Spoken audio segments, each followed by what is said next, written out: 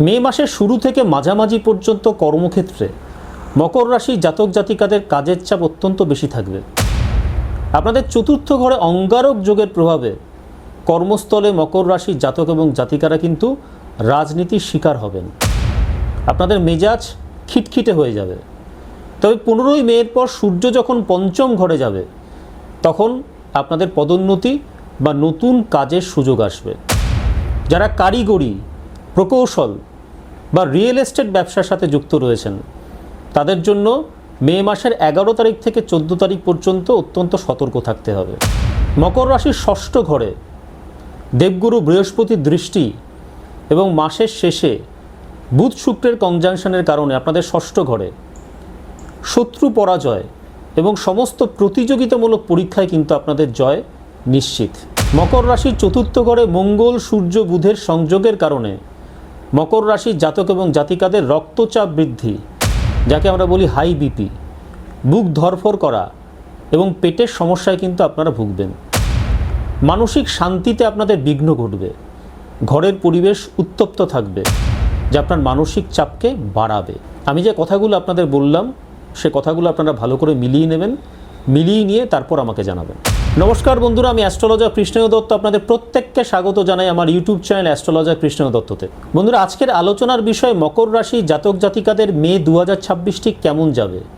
অর্থাৎ এই ভিডিওটি মকর রাশি জাতক জাতিকাদের মে মাসের মাসিক রাশিফলের ভিডিও। বন্ধুরা, মূল ভিডিওতে প্রবেশ করার আগে সবার প্রথমে মে মাসে প্ল্যানেটারি ট্রানজিট বা গোচরটা একটু দেখে নেব এবং এই গোচর বা ট্রানজিটটা কিন্তু আমরা মকর রাশি সাপেক্ষে দেখব। সবার প্রথমে যদি আমরা রাহুর গোচরটা দেখি তাহলে দেখব মে মাস জুড়ে রাহু আপনার রাশির সাপেক্ষে অর্থাৎ মকরের দ্বিতীয় ঘরে কুম্ভ রাশিতে অবস্থান করবে। কালপুরুষ চার্টে এই ঘরটি হলো একাদশ ভাব বা আয়ের ঘর। এই ঘরটির বৈশিষ্ট্য হলো সঞ্চিত অর্থ, পরিবার এবং কথা বলা। আর শরীরের অঙ্গ হিসেবে যদি দেখি এই ঘরটি ডিনোট করে আমাদের মুখমণ্ডল, আমাদের ডান চোখ এবং আমাদের দাঁত।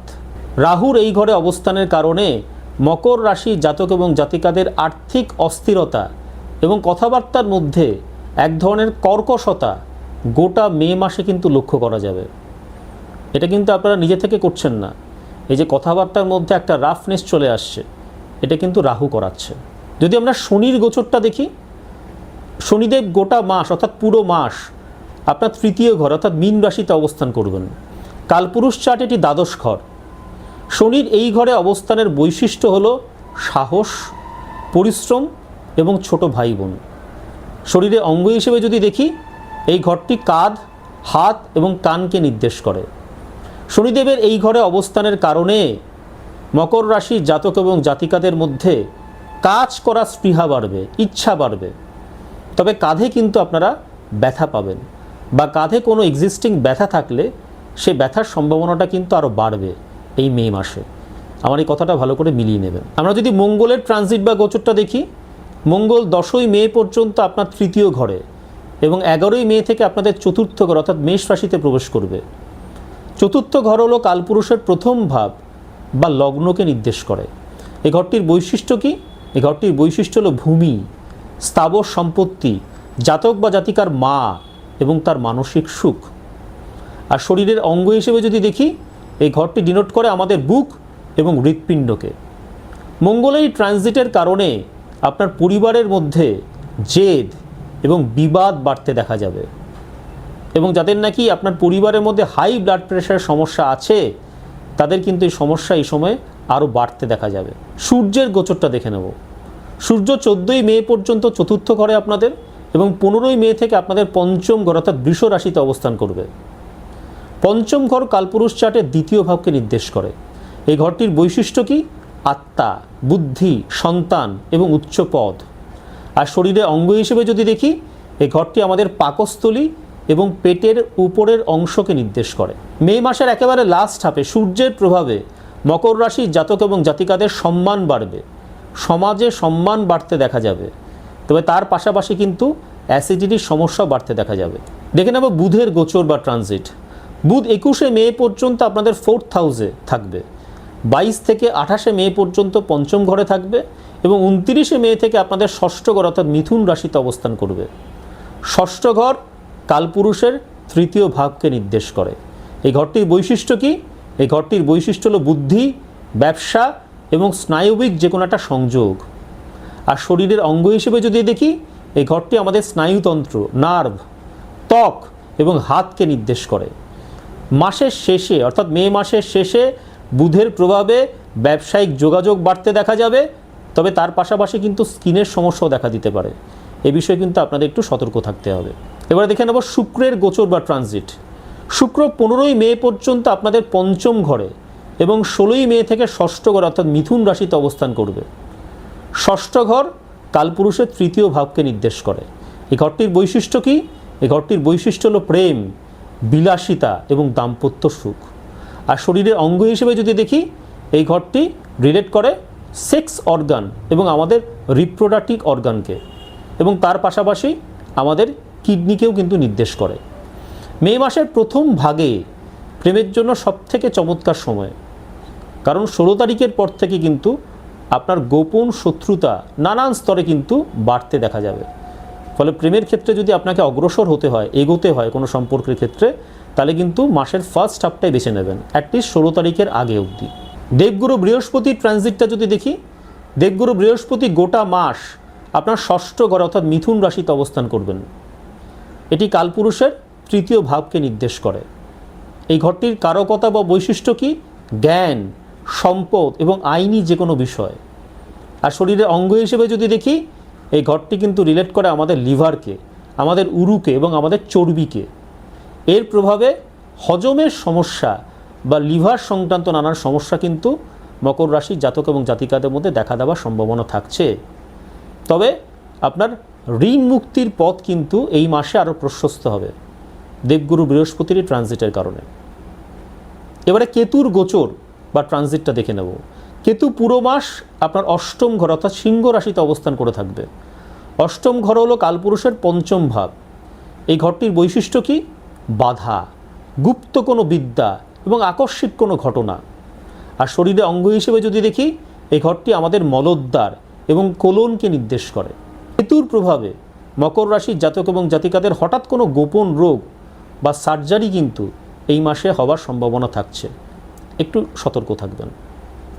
মে মাসে আমরা বিশেষ কয়েকটি যোগ বা প্ল্যানেটারি কনজাংশন ফর্মতে দেখব কালপুরুষ চার্টের বিভিন্ন ঘরে, এবং এর একটা প্রভাব কিন্তু মকর রাশির জাতক এবং জাতিকাদের উপর পড়বে। প্রথম প্ল্যানেটারি কনজাংশনটা কি? মঙ্গল শনির প্ল্যানেটারি কনজাংশন। এটা অশুভ গ্রহ সংযোগ। মে মাসের 1 তারিখ থেকে মে মাসের 11 তারিখ অবধি চলবে। এটি আপনার তৃতীয় ঘরে ঘটবে। সাহস বাড়াবে, কিন্তু হঠকারী সিদ্ধান্তের কারণে ছোট ভাই বোনদের সাথে কিন্তু আপনার ঝগড়ার একটা জায়গা তৈরি হতে পারে। অঙ্গারক যোগ মে মাসে 11 তারিখ থেকে 14 তারিখ। আপনাদের 4th হাউসে মঙ্গল এবং বুধের মিলনের কারণে মনের উপর প্রচণ্ড চাপ সৃষ্টি হবে এবং বাড়িতে কিন্তু এই যোগের প্রভাবে অশান্তি হবে। এই কথাগুলো প্রত্যেকটা কথা আমার মিলিয়ে নেবেন। বুধাদিত্য যোগ মে মাসের ফার্স্ট হাফে আমরা দেখতে পাবো। মকর রাশির জাতক এবং জাতিকাদের 4th ঘরে সূর্য এবং বুধের অবস্থানের কারণে স্থাবর সম্পত্তি বা বাড়ি কেনা বেচার জন্য এই সময়টি কিন্তু অত্যন্ত শুভ। শুভ বাণিজ্য যোগ মে মাসে 29 তারিখ থেকে আমরা দেখতে পাবো ষষ্ঠ ঘরে। বুধ এবং শুক্রের প্ল্যানেটারি কনজাংশন। এর ফলে মকর রাশির জাতক এবং জাতিকাদের মধ্যে যারা আইনি পেশার সঙ্গে সংযুক্ত রয়েছেন বা কোনো ব্যবসার সাথে সংযুক্ত রয়েছেন, তারা মাসের শেষ 3 দিনে বড় কোনো সাফল্য পাবেন। কি বললাম? মাসের শেষ 3 দিনে কিন্তু বড় কোনো সাফল্য পাবেন।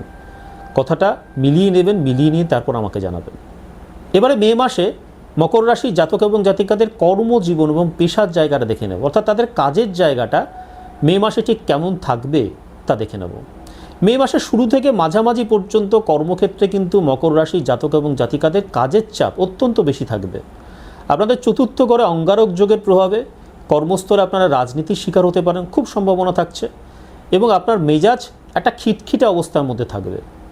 তবে 15ই মের পর সূর্য যখন পঞ্চম ঘরে প্রবেশ করবে, তখন পদোন্নতি বা নতুন কাজের সুযোগ আসার সম্ভাবনা কিন্তু থাকছে। যারা কারিগরি, প্রকৌশল বা রিয়েল এস্টেট ব্যবসার সাথে যুক্ত রয়েছেন, তাদের জন্য মে মাসে 11 তারিখ থেকে 14 তারিখ অত্যন্ত সতর্ক থাকতে হবে। মাসের শেষ সপ্তাহটা আপনাদের জন্য, যারা নাকি বিশেষত ব্যবসা করেন, তাদের জন্য অত্যন্ত লাভজনক হবে। শুভ বাণিজ্য যোগের প্রভাবে এমনটা হবে। মকর রাশির 3rd হাউসে আমরা শনি মঙ্গলের অশুভ সংযোগ দেখতে পাবো। তৃতীয় ঘর কি ডিনোট করে? পরিশ্রম। শনিদেব কি করেন? দেরি করে ফল দেন। আর মঙ্গল কি করেন? তিনি যে কোনো কাজ তাড়াতাড়ি করে দিতে চান। এই দ্বন্দ্বের ফলে কর্মক্ষেত্রে কিন্তু মকর রাশি জাতক এবং জাতিকাদের প্রচণ্ড কাজের চাপ বাড়বে, কিন্তু তাড়াতাড়ি ফল এক্সপেক্ট করলেও তারা কিন্তু তাড়াতাড়ি ফলটা পাবেন না। মে মাসের শুরু থেকে মাঝামাঝি পর্যন্ত কর্মক্ষেত্রে আপনাদের কাজের চাপ অত্যন্ত বেশি থাকবে। ষষ্ঠ ঘরে দেবগুরু বৃহস্পতির দৃষ্টি এবং মাসের শেষে বুধ শুক্রের ষষ্ঠ ঘরে প্রবেশের কারণে আপনাদের শত্রু পরাজয় বা প্রতিযোগিতামূলক পরীক্ষায় কিন্তু জয় নিশ্চিত, এটাও মিলিয়ে নেবেন। অফিসে কিন্তু আপনাদের রাজনৈতিক জটিলতা মে মাসে বাড়তে থাকবে। 11 থেকে 15 মে পর্যন্ত সহকর্মী বা বসের সাথে তর্ক এড়িয়ে চলার চেষ্টা করুন। মকর রাশি জাতক এবং জাতিকাদের মধ্যে যারা ব্যবসায়ী, তাদের জন্য মাসের শেষ ভাগ অত্যন্ত লাভজনক হবে। এবারে মকর রাশি জাতক এবং জাতিকাদের আর্থিক অবস্থা, অর্থাৎ হাতে টাকা পয়সা কেমন থাকবে মে মাসে তা দেখে নেব। আর্থিক দিক থেকে কিন্তু মে মাসটা মকর রাশি জাতক এবং জাতিকাদের জন্য যথেষ্ট পজিটিভ। কালপুরুষের সেকেন্ড হাউস অর্থাৎ মকরের পঞ্চম ঘরে সূর্য, বুধ এবং শুক্রের সংযোগের কারণে একটা ধনযোগের সূচনা হবে। বুধাদিত্য যোগ আপনাদের বুদ্ধিভিত্তিক উপার্জন বাড়াবে। আপনাদের পঞ্চম ঘরে শুক্রের অবস্থান আকস্মিক ধনপ্রাপ্তির যোগ তৈরি করবে। লটারি, শেয়ার বাজার বা পৈতৃক সম্পত্তি থেকে লাভ হওয়ার সম্ভাবনা থাকছে। তবে রাহু দ্বিতীয় ঘরে থাকার কারণে, কুম্ভ রাশিতে থাকার কারণে সঞ্চিত অর্থ হঠাৎ করে কিন্তু খরচ হয়ে যেতে পারে। শেয়ার বাজার বা স্পেকুলেটিভ ব্যবসায় মে মাসে 11 তারিখ থেকে 15 তারিখ অবধি অঙ্গারক যোগের কারণে আবেগের বশবর্তী হয়ে কিন্তু কোনো ধরনের ইনভেস্টমেন্ট করবেন না। মাসের শেষ দিকে বুধ এবং শুক্রের সংযোগের কারণে ব্যবসায়িক লেনদেনে আপনাদের বড় অঙ্কের মুনাফা হওয়ার কিন্তু সম্ভাবনা থাকছে। এবারে মকর রাশি জাতক এবং জাতিকাদের মে মাসে শরীর স্বাস্থ্য কেমন থাকবে, অর্থাৎ রোগ ভোগের জায়গাটা কেমন থাকবে তা দেখে নেব। আপনাদের থার্ড হাউসে মঙ্গল শনি প্ল্যানেটারি কনজাংশনের কারণে শারীরিক শ্রম কিন্তু আপনাদের বাড়বে, বেশি পরিশ্রম করতে হবে। আপনাদের পিঠের নিচ দিক থেকে বা হাঁটুতে কিন্তু ব্যথার কারণ একটা থাকছে, কারণ মকর হলো হাঁটুর কারক গ্রহ। মকর রাশি জাতক এবং জাতিকাদের ফোর্থ হাউসে মঙ্গল, সূর্য এবং বুধের সংযোগের কারণে তাদের কিন্তু রক্তচাপ বৃদ্ধি অর্থাৎ হাই ব্লাড প্রেশার, বুক ধরফর করা বা পেটের সমস্যা এই মে মাসে ভুগতে দেখা যেতে পারে। মানসিক শান্তিতে আপনাদের বিঘ্ন ঘটবে। ঘরের পরিবেশ উত্তপ্ত থাকবে, যা আপনার মানসিক চাপকে বাড়িয়ে দেবে। আপনাদের পঞ্চম ঘরে সূর্য এবং মঙ্গলের প্ল্যানেটারি কনজাংশন আপনাদের অ্যাসিডিটি এবং মানসিক অস্থিরতার জায়গাটাকে বাড়িয়ে দেবে। মাসের শেষে মকর রাশি জাতক এবং জাতিকারা পেটের ব্যথা এবং ঋণের চাপে কিন্তু মানসিক অবসাদগ্রস্ত হয়ে পড়তে পারেন। সাময়িকভাবে একটু সচেতন থাকবেন। প্রাণায়াম করার চেষ্টা করবেন। সকালবেলা যদি প্রাণায়াম করার চেষ্টা করেন তাহলে কিন্তু সেক্ষেত্রে আপনারা সারা দিনভর অনেকটা ফ্রেশ থাকতে পারবেন। মে মাসের মাঝামাঝি সময়ে মকর রাশি জাতক এবং জাতিকাদের রাগ এবং অধৈর্যতা চরমে পৌঁছবে। পর্যাপ্ত ঘুম, এই সময় আপনাদের পর্যাপ্ত ঘুম এবং শান্ত পরিবেশ কিন্তু খুব প্রয়োজন। গাড়ি চালানোর সময় সতর্ক থাকতে হবে আপনাদেরকে, এবং যেটা বারবার করে বললাম, একটু আগেও বললাম, নিয়মিত প্রাণায়ামটা করার চেষ্টা করুন।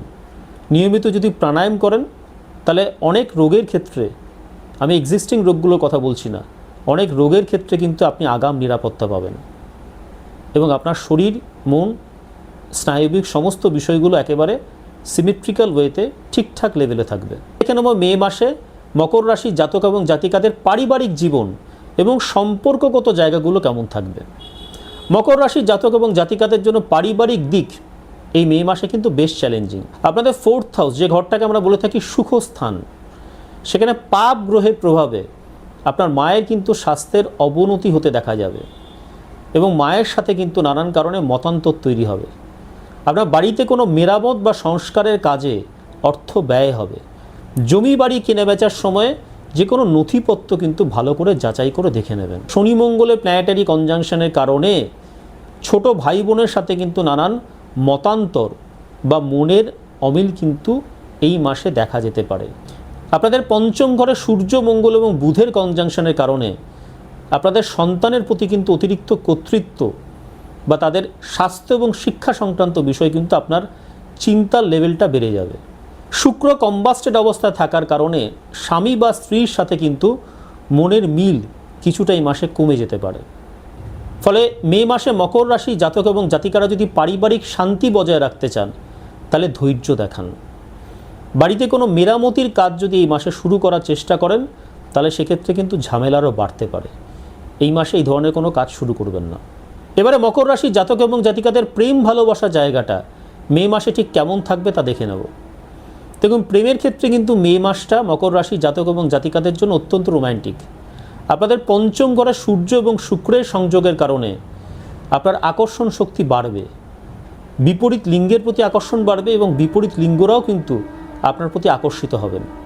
যারা এখনও পর্যন্ত মকর রাশি জাতক এবং জাতিকাদের মধ্যে সিঙ্গেল আছেন, তাদের জীবনে নতুন কারোর কিন্তু আগমন ঘটার সম্ভাবনা থাকছে। তবে মে মাসের 11 তারিখ থেকে 14 তারিখের মধ্যে সঙ্গীর সাথে, আপনার পার্টনারের সাথে কোনো তর্কে জড়াবেন না, কারণ মঙ্গল বুধের অঙ্গারক যোগ আপনাদের মধ্যে একটা ভুল বোঝাবুঝির জায়গা তৈরি করে দিতে পারে। অঙ্গারক যোগ, যাকে আমরা বলছি মঙ্গল বুধের সংযোগ এবং সূর্যের প্রভাবে প্রেমের সম্পর্কে কিন্তু তীব্র আবেগ এবং একই সাথে প্রবল অহংকার এবং রাগের সৃষ্টি হবে। মকর রাশির পঞ্চম ঘর, যাকে আমরা বলছি প্রেমের ঘর, এই মাসে সবথেকে বেশি সক্রিয় থাকবে। কিন্তু 11 তারিখ থেকে 15 তারিখ পর্যন্ত এবং 19 তারিখ থেকে 25 তারিখ পর্যন্ত শুক্র অস্ত থাকায়, শুক্র কম্বাস্টেড অবস্থা থাকার কারণে আপনার পার্টনারের প্রতি আকর্ষণ বা তার থেকে কিন্তু সমর্থনটা আপনি কিছুটা কম পাবেন। ফলে আমার পরামর্শ হবে, প্রেমের ক্ষেত্রে প্রেমিক বা প্রেমিকা কেউ নিজেরা পরস্পরকে জোরাজুরি করবেন না। মাঝামাঝি সময়ে, মাসের মাঝামাঝি সময়ে এসে একটা ব্রেকআপ হওয়ার সম্ভাবনা থাকছে, এটাকে এড়িয়ে চলতে হবে আপনাদেরকে। 29শে মের পর বুধ এবং শুক্রের মিথুন রাশিতে প্ল্যানেটারি কনজাংশন আবার এই যোগাযোগের মাধ্যমে যে ভুল বোঝাবুঝিগুলো হচ্ছে সেগুলো কিন্তু দূর করে দেবে। এবারে জানিয়ে দিই, মকর রাশির জাতক এবং জাতিকাদের জন্য মে মাসের শুভ রং, আপনাদের জন্য শুভ রং হলো নীল, গাঢ় সবুজ এবং সাদা। শুভ দিক পশ্চিম এবং দক্ষিণ পশ্চিম দিক। এবারে জানিয়ে দিই, মে মাসে মকর রাশির জাতক এবং জাতিকাদের জন্য শুভ তারিখ, শুভ তারিখগুলো হলো 5, 6, 10, 15, 16, 20, 24, 25 এবং 29 তারিখ। এই দিনগুলোতে আপনারা যদি কোনো গুরুত্বপূর্ণ কাজ করেন বা ইনভেস্টমেন্ট করেন, সেক্ষেত্রে কিন্তু আপনারা সফল হবেন। আর অশুভ তারিখগুলো মে মাসের 1 তারিখ, 2 তারিখ, 11 তারিখ, 12 তারিখ, 13 তারিখ এবং 14 তারিখ। মকর রাশির জাতক এবং জাতিকাদের জন্য মে মাসের শুভ পেশা হলো IT sector, accounting, law and order, real estate অর্থাৎ জমি বাড়ি কেনা বেচার সঙ্গে যারা সংযুক্ত রয়েছেন এবং যারা নাকি গবেষণামূলক কোনো কাজের সঙ্গে সংযুক্ত রয়েছেন, তারা কিন্তু মে মাসে অত্যন্ত ভালো ফল পেতে চলেছেন। আমার কথাটা মিলিয়ে নেবেন। এবারে মকর রাশির জাতক এবং জাতিকাদের জন্য মে মাসের কয়েকটা সহজ ঘরোয়া প্রতিকারের বিষয়ে জানিয়ে দিই। এই সহজ ঘরোয়া প্রতিকারগুলো যদি গোটা মে মাসে মকর রাশির জাতক এবং জাতিকার অত্যন্ত নিষ্ঠার সঙ্গে মেনে চলতে পারেন, তাহলে সেক্ষেত্রে কিন্তু আপনাদের গোটা মে মাসে পারিবারিক সুখ, শান্তি এবং সমৃদ্ধি বজায় থাকবে। প্রথম উপায়টা কি? প্রতিদিন সকালে, বিশেষ করে মঙ্গলবার এবং শনিবার, হনুমান চালিসা পাঠ করবেন। আপনাদের 3rd হাউসে যে মঙ্গল শনির একটা অশুভ সংযোগ রয়েছে এবং অঙ্গারক যোগের কুপ্রভাব রয়েছে, তা থেকে আপনারা মুক্তি পাবেন। প্রত্যেক শনিবার সর্ষের তেলে প্রদীপ জ্বালিয়ে ওম প্রাং প্রিং প্র স শনেশ্বরে নম এই মন্ত্রটি 108 বার জপ করবেন। আপনাদের 2nd হাউসে যে রাহু এবং 3rd হাউসে যে শনির প্রভাব রয়েছে, কুপ্রভাব রয়েছে, তা এটা দূর করবে। আপনার আর্থিক এবং মানসিক চাপ কমাতে সাহায্য করবে। প্রত্যেক বুধবার কিছু মুগ ডাল আপনার পাড়া বা এলাকার দুস্থ অভাবী ব্যক্তিদেরকে দান করবেন এবং একটা মন্ত্র সে সময় জপ করবেন। চেষ্টা করবেন মন্ত্রটা সে সময় 108 বার জপ করতে, ওং বুং বুধায় নম। আরও একটা কথা বলার, যতগুলো মন্ত্র জপের কথা এখানে বলছি, সেই মন্ত্র জপগুলো যখন আপনারা করবেন তখন কিন্তু চেষ্টা করবেন সবসময় হাতে একটি 5মুখী রুদ্রাক্ষের জপমালা হাতে নিয়ে মন্ত্রটা জপ করতে, তাহলেই কিন্তু আপনারা ম্যাক্সিমাম বেনিফিট পাবেন। প্রত্যেক সন্ধেবেলা আপনার ঘরে কর্পূর জ্বালান এবং আপনাদের ঘরের যে ঈশান কোণ রয়েছে অর্থাৎ উত্তর পূর্ব কোণ রয়েছে, সেই জায়গাটাকে কিন্তু পরিষ্কার রাখার চেষ্টা করুন। তাহলে কি হবে? আপনাদের মানসিক শান্তির জায়গাটা বজায় থাকবে। অঙ্গারক যোগের প্রকোপ কমাতে, প্রভাব কমাতে, অশুভ প্রভাব কমাতে প্রত্যেক মঙ্গলবার চেষ্টা করবেন আপনার পাড়া বা এলাকার অভাবী ব্যক্তিদের মধ্যে লাল রঙের কোনো মিষ্টি বা লাল ডাল, বিশেষ করে মুসুর ডাল দান করার। তাহলে সেক্ষেত্রে কিন্তু এই অশুভ যোগ বা এই অশুভ শক্তির প্রকোপ থেকে আপনারা মুক্তি পাবেন। তো বন্ধুরা, আজ এই পর্যন্তই। প্রত্যেকে ভালো থাকবেন, সুস্থ থাকবেন। খুব শীঘ্রই দেখা হচ্ছে আরও একটা নতুন ভিডিওর সাথে। নমস্কার।